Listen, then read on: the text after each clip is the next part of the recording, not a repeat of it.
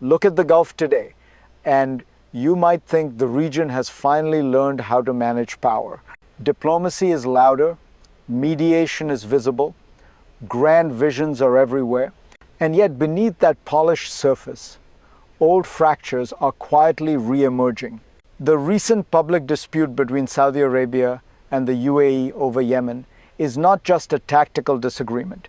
It is a warning signal, a reminder that even the closest partners in the Gulf do not see threats, interests, or red lines in the same way. And when those differences are not clearly communicated, they don't stay contained. They spill into public statements, military moves, and regional uncertainty. If you care about where the Middle East is heading and why moments of progress so often coexist with moments of instability, this story matters to you, because what's unfolding here is bigger than Yemen. Stay with me. What looks like a rift may also be something else entirely. In the next part, I want to slow this down and explain what this dispute is really about and why it matters now more than ever. At its core, this dispute is not about Yemen alone. Yemen is the stage, not the script. What we're seeing is the collision of different foreign policy instincts inside a region that outsiders often treat as a single bloc.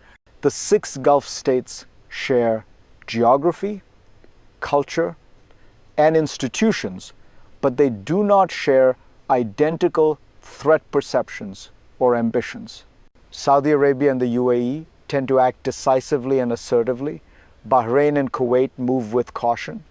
Qatar and Oman navigate somewhere in between. Since the Arab uprisings, several Gulf capitals, especially Riyadh, Abu Dhabi, and Doha, have sought to shape the regional order more actively. Sometimes this activism delivered results, sometimes it exposed limits. The Saudi-UAE disagreement matters because it surfaced publicly. That signals deeper issues, mismatched expectations, unclear red lines, and different views of risk in a volatile region. When these differences stay implicit, cooperation looks smooth. When they surface, even allies can stumble. To understand why this moment feels different, we need to look backward at how Gulf statecraft evolved to this point. And that story begins with the region's recent past. To understand this moment, you have to place it inside a longer arc. For decades, Gulf foreign policy was cautious, reactive, and largely shielded by external powers. That began to change after the Arab uprisings. The regional order fractured, old assumptions about stability collapsed, and Gulf capitals realized that standing still was no longer an option. Saudi Arabia, the UAE, and Qatar in particular stepped forward. They invested diplomatic capital, economic leverage, and political risk to shape outcomes beyond their borders. Sometimes that activism paid off. The slow reintegration of Syria and Lebanon into the Arab fold, normalization efforts with Iran and Turkey, a renewed international push on Palestinian statehood, where Riyadh played a visible role. But the region did not stabilize. Gaza lies in ruins, Yemen and Sudan remain unresolved, and last year, both Israel and Iran struck targets inside the Gulf itself, including in Qatar. In a fragile system like this, every state reassesses threats differently. And when threat perceptions diverge, coordination becomes harder. That divergence sets the stage for what came next, the first real stress test of this new era of Gulf activism. And it unfolded in Yemen. Then the disagreement stopped being quiet. Saudi airstrikes in southern Yemen marked a turning point, not just militarily, but politically. For the first time, a serious intra-Gulf dispute unfolded in full public view through official statements, calibrated actions, and unmistakable signals. This was not accidental. It revealed something deeper: misaligned threat perceptions and ambiguously communicated red lines. Each side believed it was acting defensively. Each believed the other understood the costs. And each discovered that assumption was wrong. What followed was unusual for the Gulf. Detailed public statements, explicit justifications, carefully worded messaging aimed not just at each other, but at domestic and international audiences. These were not emotional outbursts. They were deliberate attempts to clarify worldviews after the fact. And here is the paradox. Even as the dispute escalated, it did not spiral. Riyadh and Abu Dhabi compartmentalized. They disagreed over Yemen, yet issued joint statements on Gaza. They clashed politically, yet conducted joint GCC military drills in Riyadh. If you're trying to understand modern Gulf power, pay attention to this moment, because restraint, not escalation, became the real signal. But restraint alone is not a strategy. To see why this crisis matters, we need to look beneath the surface at the mechanisms quietly shaping Gulf behavior. What this episode exposed is not a lack of ambition, but a lack of shared structure. Behind the Yemen dispute lies an uncomfortable reality. Gulf states often operate with sophisticated visions, but without fully transparent mechanisms to align them. Threat perceptions shift quickly. Expectations are implied, not codified. Red lines are assumed, not declared. When those assumptions fail, confusion fills the gap. The recent exchange of public statements between Saudi Arabia and the UAE was an improvised correction, a late attempt to clarify intentions, signal restraint, and reassure audiences. Rare in the Gulf and revealing, it showed that even highly capable states still rely too much on personal relationships and informal understandings when managing strategic disagreements. Transparency is the missing mechanism. When states openly articulate their worldviews, priorities, and limits, miscalculation becomes harder. National visions like Saudi Arabia's Vision 2030 hint at security concerns. The GCC's vision for regional security gestures at collective threats, but none spell out red lines with real candor. Imagine if they did. Public national security strategies would reduce second-guessing. They would turn ambiguity into predictability, and they would raise the level of public discourse during crises. This is not weakness. It is mature statecraft. But transparency alone is not enough. Without institutions to carry it forward, clarity fades and old habits return. Then comes the second pressure point, quieter but more dangerous. Because while leaders can improvise restraint once, systems cannot rely on improvisation forever. Across the Gulf, policymaking is still heavily personalized. Decisions travel through informal channels. Mandates overlap. Institutions operate with different cultures, unclear hierarchies, and sometimes conflicting objectives. In moments of calm, this works. In moments of crisis, it strains. The Yemen dispute exposed this strain. Multiple institutions, multiple interpretations, limited mechanisms for early de-escalation. What could have been managed privately reached the public sphere because there was no deeply embedded process to stop it earlier. This is the real mini-crisis. Not a clash of armies, but a clash of systems that are not fully institutionalized. When escalation pathways are unclear, even rational actors move cautiously or defensively. Resources get drained. Attention shifts inward. Strategic momentum slows. And yet, there is an upside here. Clear rules, defined mandates, and standing crisis mechanisms do more than prevent disputes. They free capacity. They allow states to focus outward on security, development, and long-term transformation. The question is no longer whether the Gulf has ambition. It clearly does. The question is whether its systems are ready to carry that ambition without breaking. And that brings us to the most important level of impact, not on elites, but on people. If you are watching this from the Gulf, this dispute is not abstract to you. When elites disagree, uncertainty trickles down.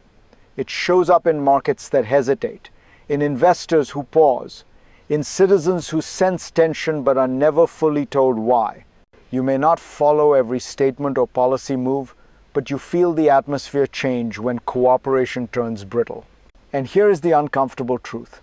The cost of misalignment is rarely paid by decision makers alone.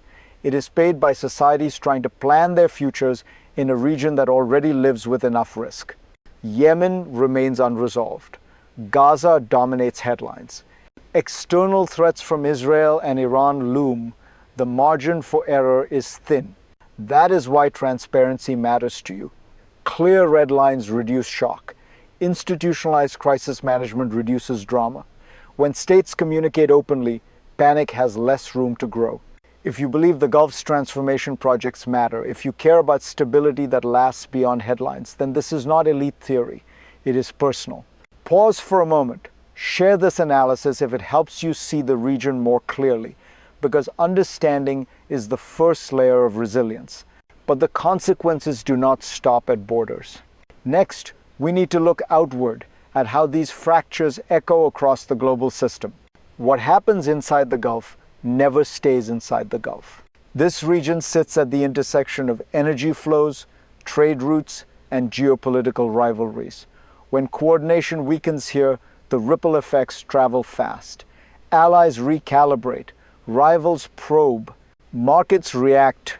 The recent Saudi-UAE disagreement unfolded against an already volatile backdrop. Israel and Iran had both demonstrated a willingness to strike targets in or near the Gulf. Global attention was fixed on Gaza. Yemen and Sudan remained unresolved. In that environment, even limited intra-Gulf friction sends a signal not of collapse, but of distraction. For external actors, distraction is opportunity. When Gulf states are not fully aligned, mediation efforts lose coherence. Deterrence becomes less predictable, and the idea of the Gulf as a unified regional leader weakens, even if temporarily. This matters because the region has been trying to position itself as a stabilizing force in a fragmenting global order. Yet, there is another side to this. The calibrated restraint shown during the dispute also signaled maturity. It showed that Gulf states can disagree without imploding. That balance between competition and coordination is now being closely watched. The world is asking a quiet question. Can the Gulf manage complexity without exporting instability? The answer depends on what comes next. And that takes us to the future, not one outcome, but several possible paths. From here, three futures begin to take shape. The first is the optimistic path. Gulf states treat this dispute as a turning point. Transparency becomes normal, not exceptional.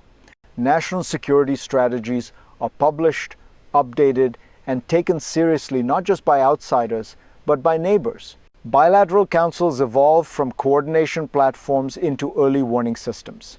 Disagreements still happen, but they are absorbed quietly, institutionally, before they harden into crises.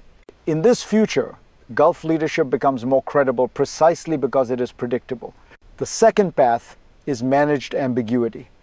Nothing fundamentally changes, but nothing collapses either. States rely on personal ties, ad hoc mediation, and mutual restraint. Crises flare, then cool.